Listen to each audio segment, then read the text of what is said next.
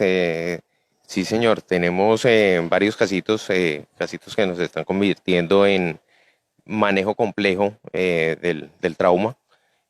Como lo comentábamos hace un ratico, seguimos manejando el mismo trauma, tal vez un poquitico más grande, pero con el agravante del paciente COVID sin querer tomar conciencia en nuestro departamento.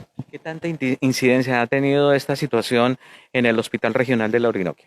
A ver, tenemos, diría yo que una tasa bastante alta de incidencia, ¿sí? No te puedo hablar de cifras exactas, eh, pero sí te puedo hablar de que bajo la experiencia y la observación de la atención diaria, estamos recibiendo por lo menos uno o dos traumas con asociatividad a un COVID positivo. Y cuando hablo de una asociatividad de un COVID positivo, no estoy diciendo que nos estamos inventando un COVID o que nos estamos eh, alarmando porque tenemos un COVID. Estamos hablando de que en el momento que se va a trasladar un paciente a un área que está libre de COVID, nos encontramos ante la sorpresa de que al realizar la prueba son pacientes que nos salen positivos, muchas veces con el consentimiento de la misma persona y no querer de pronto manifestar o no querer aceptar que tiene su patología de base y nos encontramos la sorpresa. Precisamente, ¿qué tan normal es la presencia de estos casos de que, bueno, ingresan por accidentes de tránsito, tienen COVID? Hay otros que de pronto por sorpresa se acaban de enterar de que son positivos para esta enfermedad. A ver, es una incidencia bastante alta. Te estoy hablando de que proporcionalmente podemos estar recibiendo 10 accidentes en una jornada y de los 10 accidentes encontrarnos con una prueba COVID positiva.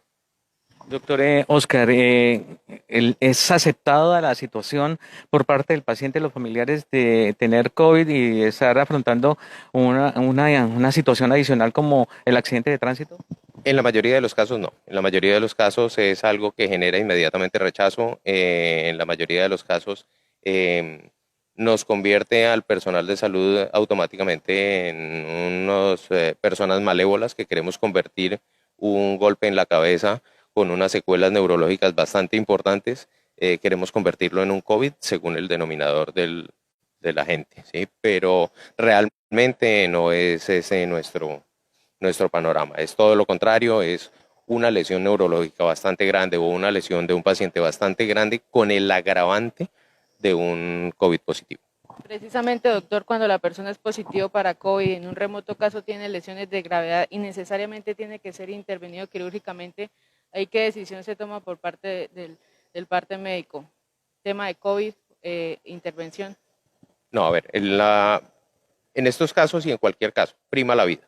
¿Sí? Prima la vida y ante todo hay que atender al paciente.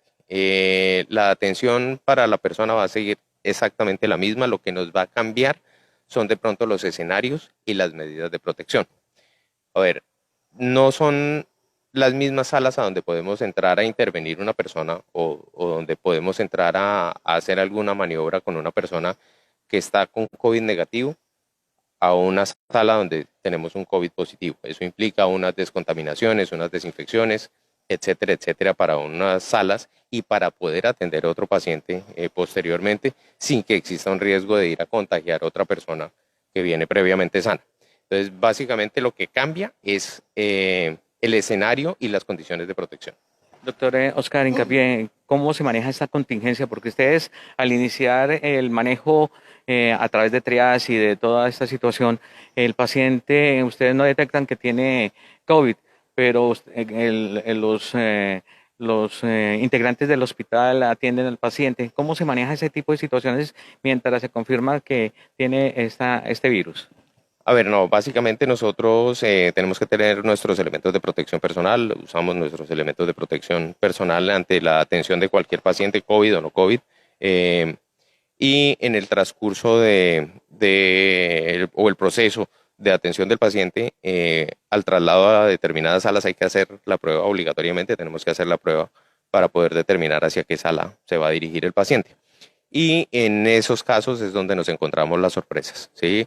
Muchos casos con desafortunados casos positivos sin las debidas medidas de precaución ante los hechos, con la lamentable noticia de tener contaminación por parte de nuestro personal. Es una dinámica totalmente diferente a la que se veía hace años, pero con la misma situación de la accidentalidad.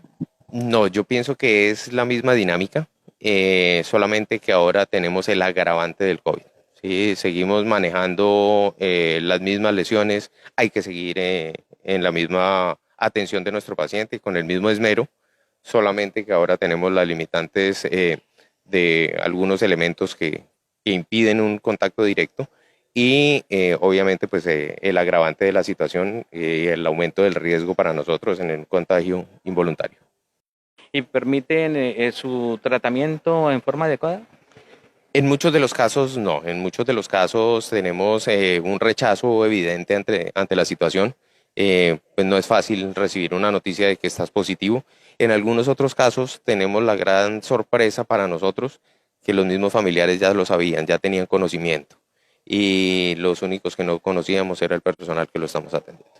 ¿De esos pacientes positivos, alguno ha fallecido hasta el momento o todos han logrado superar la enfermedad? Sí, sí, ha habido fallecimientos, sí. Vuelvo y aclaro, porque eso se nos presta para una confusión.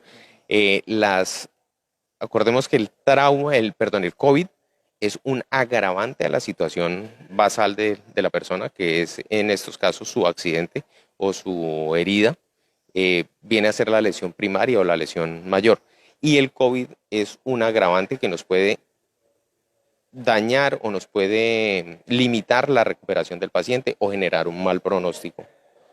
Doctor Hincapié, los pacientes que resultan afectados con COVID, ¿en qué estado han cumplido con su esquema de vacunación? ¿Cuál es la situación que llegan aquí al hospital?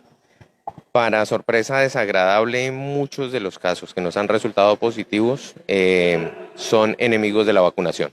Son definitivamente apáticos a querer realizar una protección personal o colaborar a una protección de rebaño con una vacunación. ¿Y su entorno familiar igual se hace la investigación y también presenta la misma situación?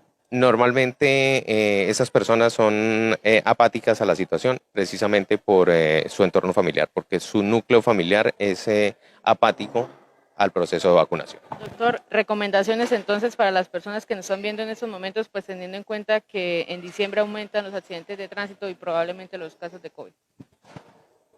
Recomendación, la misma recomendación que le doy siempre a la gente: es preferible perder un segundo en la vida, no la vida en un segundo.